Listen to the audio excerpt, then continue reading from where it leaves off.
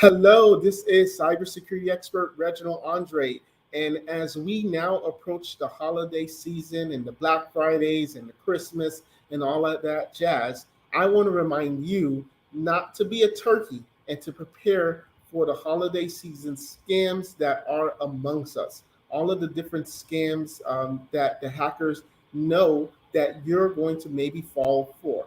10 years ago, when it was time for Black Friday, people would be in front of the stores, at the malls, at the electronic stores, and they would just wait to get the big deals. But now you're sitting in front of your phone, you're sitting in front of your computers, your emails, just waiting for those Black Fridays. And the hackers and the scammers know that. So my goal today is to give you three quick tips of what you should be looking out for. What are the top 2022 scams that are out there that you should be looking out for this holiday season?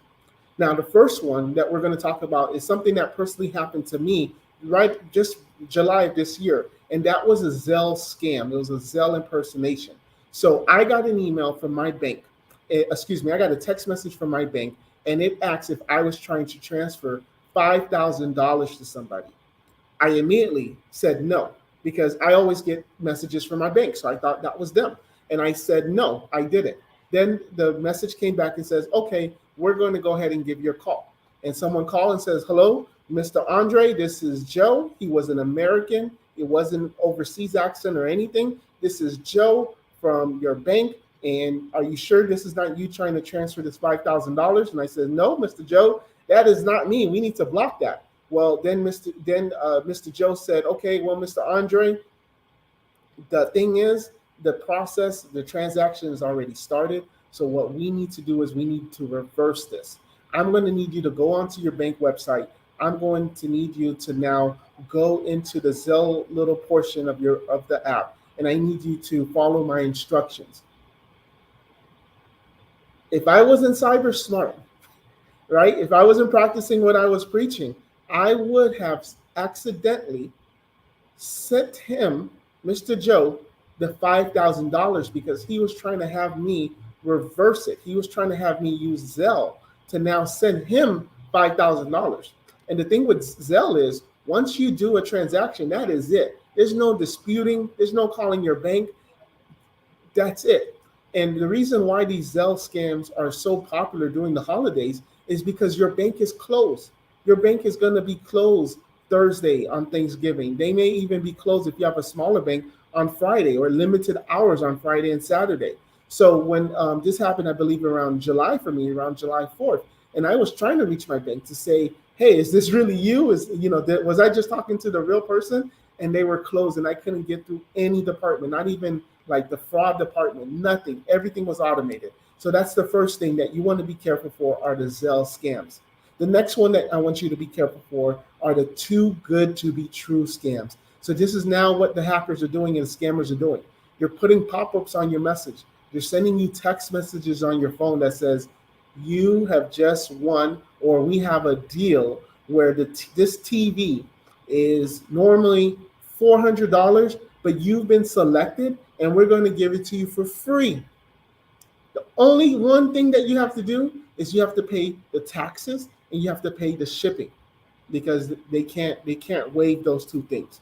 So they're going to give you a $400 TV for free. All you have to do is pay the taxes, $20-$30, and you have to pay the shipping another $20. So $50, $50 for a free TV. And you're looking at the text message, you're looking at the email, and it looks real. It looks like one of the big box electronic stores. It looks like one of the big Amazon websites or whatever. So now you go in, you put in your information, you put in your credit card information, you put all your shipping information, you hit the submit button. Guess what? You just got scammed. That was the scammer. What they wanted your billing address. They wanted your credit card number, CSV number. They wanted the 1-800 number behind your card because now they're going to use that and do other scams with it. So be careful for too good to be true.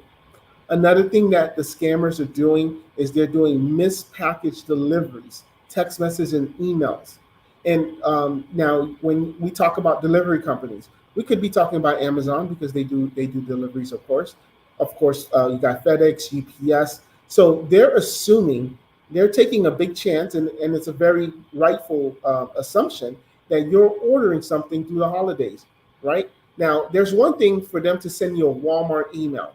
Well, guess what? I don't shop at Walmart. I shop at Target, right? So you could easily just delete that email because you don't shop at Walmart, or this week you didn't shop at Walmart. Maybe you do shop at Walmart, but you just didn't go this week. So what the scammers are now saying is, okay, well, let's not be so specific on where they're buying it from, but everybody uses UPS, everybody uses FedEx, and you can't control that in many places because even if you did buy something from an online realtor, you can't control which carrier, which the last mile carrier is going to be to deliver that package to you. So that's how they're getting you. So now they're sending a tracking number to your phone.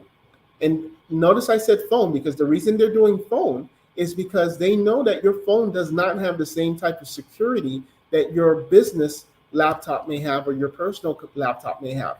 Because if you click on a link on your computer, you could have things in place. Your IT, your cybersecurity company could have things in place where it actually is going to notice that this is a phishing link and it's going to block it. But unfortunately, on the iPhones and the Android, it's not as sophisticated. And many times those type of things go true. So again, it's the same story, different song. So what's going to happen now is that they're going to send you the tracking number. They're going to impersonate the shipping company. And then now they may ask you to do a login. Okay, you want to see the tracking information? Type in your Google username and password. Type in your Microsoft 365 information. Type in your Amazon information.